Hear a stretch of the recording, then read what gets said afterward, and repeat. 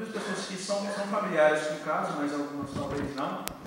Meu nome é Valério Luiz de Oliveira Filho, meu pai é o jornalista Valério Luiz de Oliveira, que morreu no ano passado, no dia 5 de julho.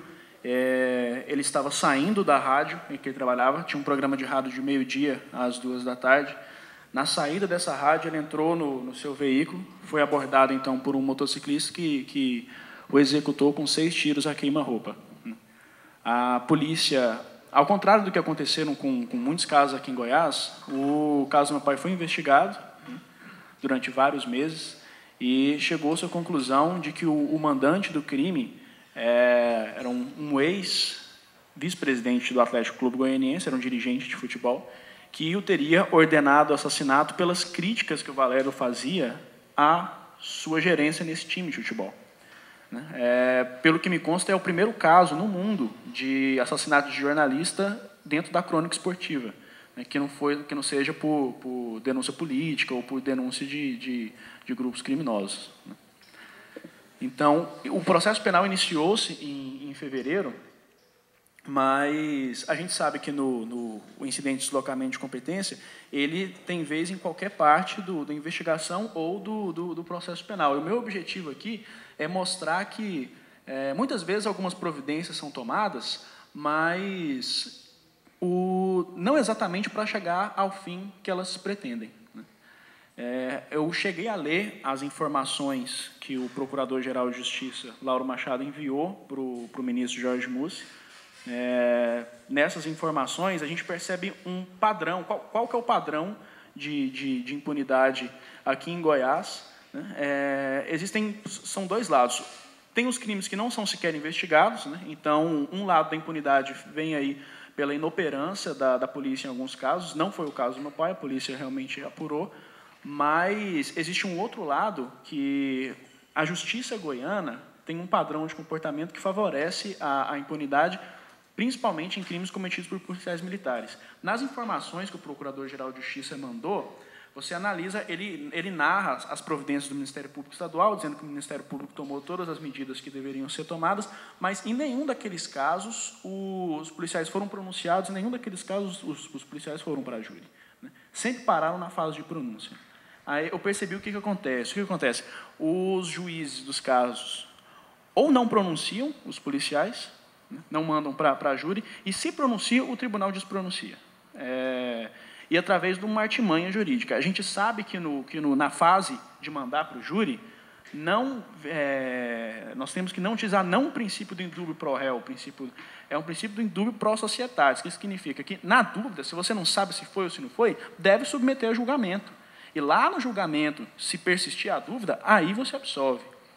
Mas eles aplicam esse princípio antes, justamente para não mandar para julgamento.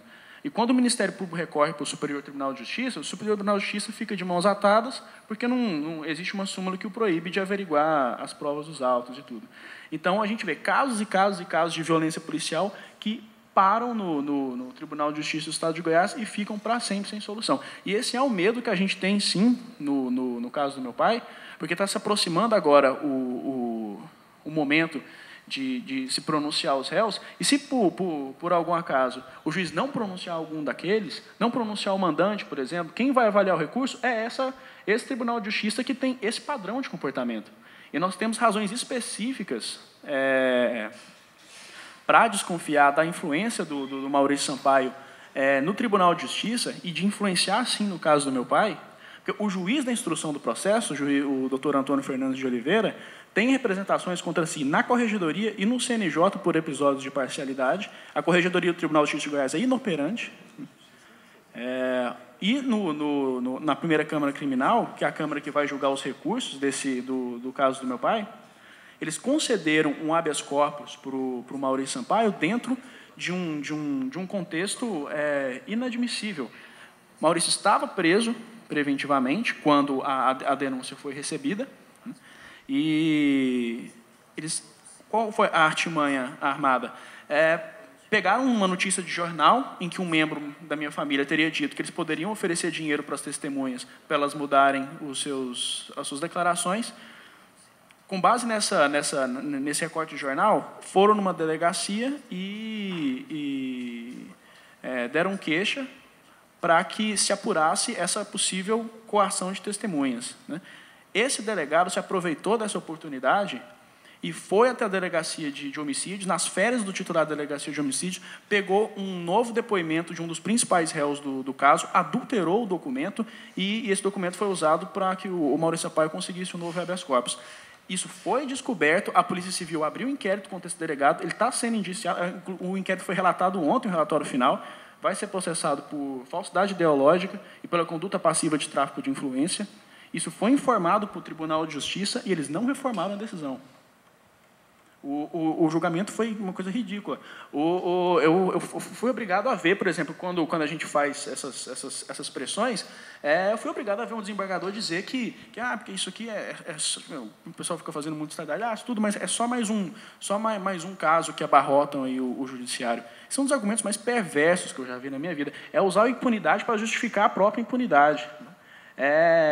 Pelo fato de ter muitos processos lá, usar isso como justificativa para eles não serem incomodados, como se a dignidade do Poder Judiciário estivesse acima do valor da vida. Então, devido a...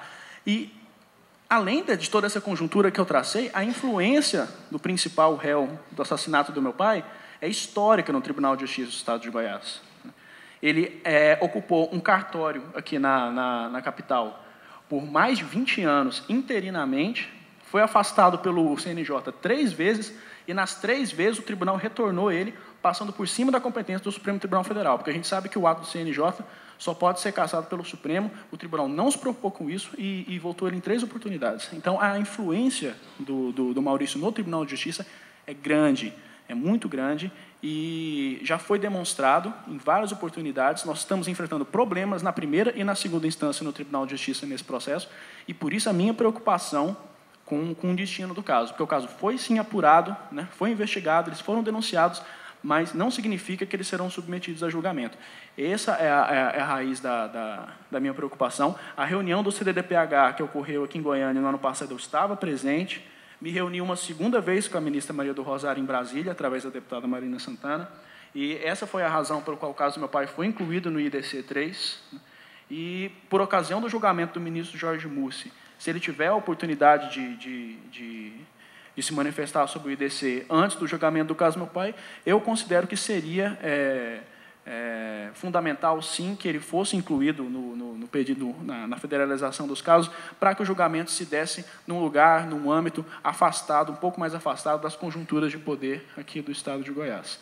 Então, eu peço para os senhores que, se tiverem oportunidade, eu cheguei, inclusive, através da deputada Marina também, marcar uma reunião com o ministro, que ainda vai acontecer justamente para levar documentalmente essas informações que eu estou passando para os senhores. Mas se os senhores tiverem a oportunidade de interceder pelo ministro por nós, por favor, o façam, porque, literalmente, nós estamos sendo engolidos aqui no Estado de Goiás.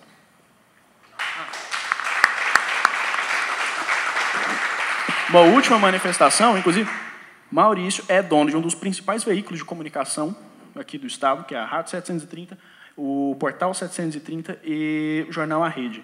Está usando esses 3 veículos para pressionar o governo do Estado a anular o inquérito. Então, são comportamentos assim, eles não têm nenhuma preocupação com a possibilidade jurídica dos pedidos deles. Então, simplesmente inventam os requerimentos e pressionam através do poder que eles têm. Então, é uma situação complicada. Enfim, uma coisa só que eu gostaria de acrescentar. Então, obrigado pela atenção de todos.